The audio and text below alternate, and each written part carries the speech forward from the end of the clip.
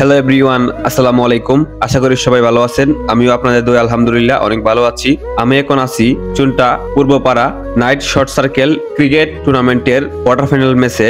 আজকের ম্যাচে অংশগ্রহণ করবে দুটি দল, রসুলপুর একাদশ এবং আমাদের গাগরাজুর একাদশ। এরকম ভাবে এই টুর্নামেন্টের আর কোনো ভিডিও করা হয়নি। আজকে আমাদের গাগরাজুরের খেলা, এজন্য ভিডিওটা করা। অবশ্যই আমাদের গাগরাজুরের মানুষ আপনাদের সামনে যদি ভিডিওটা পৌঁছায় তাহলে অবশ্যই শেয়ার করে দিবেন, কারণ আমাদের গ্রামের অনেকে আছে প্রবাসে এবং গ্রামের বাইরে অনেকে আছে যারা খেলাটি দেখতে পারে নাই। আপনারা শেয়ার করে দিবেন যাতে তাদের সামনে ভিডিওটা পৌঁছায় এবং আমাদের গাগরাজুরের টিমের খেলা সম্পর্কে তারা জানতে পারে। এই ভিডিওতে আমি ম্যাচের পুরো হাইলাইটস আপনাদের সামনে তুলে ধরবো এবং কোন দল কত রান করছে, কে জিতছে এবং কে কত রান করছে এবং কে এই ম্যাচের ম্যান অফ দ্য ম্যাচ হইছে, এ টু জেড এই ভিডিওর মাধ্যমে দেখাবো। তো দেরি না করে ভিডিওটা শুরু করা যাক। Let's start. এই ম্যাচটা হইতাছে এই টুর্নামেন্টের চতুর্থ কোয়ার্টার ফাইনাল ম্যাচ এবং আজকের খেলায় আম্পায়ারের দায়িত্বে ছিলেন জসিমউদ্দিন ভাই এবং মুসা ভাই। তারপর হয় টস এবং টস জিতে ব্যাট করতে নামে রসুলপুর ক্রিকেট একাদশ এবং ফিল্ডিং এ নামে গাগরাজুর একাদশ। তবে প্রত্যেক ম্যাচে কিন্তু হায়ারিং খেলোয়াড় আছে, এই জন্য আপনারা প্রত্যেক খেলোয়াড়কে চিনতে পারবেন না। তবে প্রত্যেক টিমে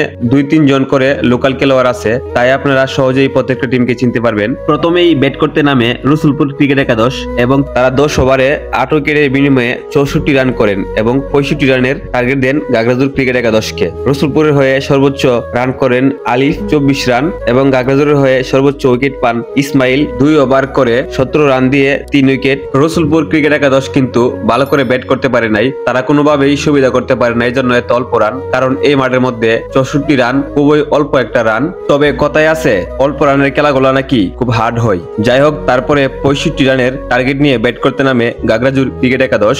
ব্যাটিং শুরুর দিকে তারা সুবিধা করতে না পারলেও বেশিক্ষণ সময় লাগে নাই তাদের ঘুরে দাঁড়াতে।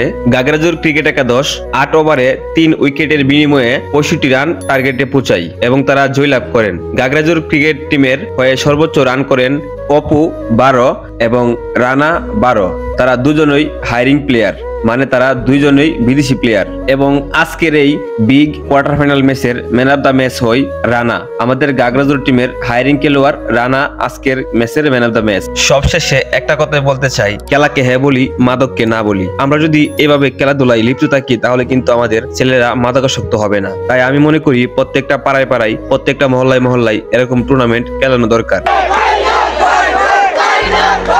সেই সাথে গাগরাজুর ক্রিকেট একাদশ তারা কিন্তু সেমিফাইনাল নিশ্চিত করে। আমি অবশ্যই গাগরাজুর ক্রিকেট টিমের সেমিফাইনাল ম্যাচটাও এভাবে হাইলাইটস দেখাবো। ভিডিওটি ভালো লাগলে লাইক করে দিবেন। লাইক করলে কি হয়, এরকম ভিডিও বানাতে আমি আরো উৎসাহিত হই। আর ভিডিওটি কেমন হচ্ছে অবশ্যই কমেন্ট বক্সে বলে যাবেন। যারা আমার ফেসবুক পেজ থেকে দেখছেন তারা আমার পেজটা ফলো করে দিবেন, যারা আমার ইউটিউব চ্যানেল থেকে দেখছেন তারা আমার ইউটিউব চ্যানেলটা সাবস্ক্রাইব করে দিবেন। আজকের ভিডিও এই পর্যন্তই। আল্লাহ হাফেজ।